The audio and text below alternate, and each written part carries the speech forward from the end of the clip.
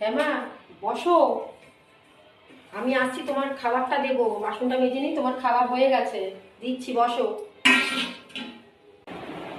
কিরে, কি করছিস তুই? হ্যাঁ, আমার সব কাজ হয়ে গেছে।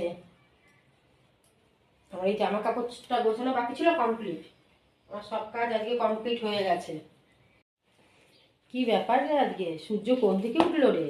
আমি ঘরে আসার আগে তোর আজকে সব কাজ কমপ্লিট হয়ে গেল। তুই তো আজকে লক্ষ্মী মন্ত্র মেয়ে হয়ে গেছিস দেখছি। ও, এটা স্বপ্ন ছিল? দেখি তো কি করছো।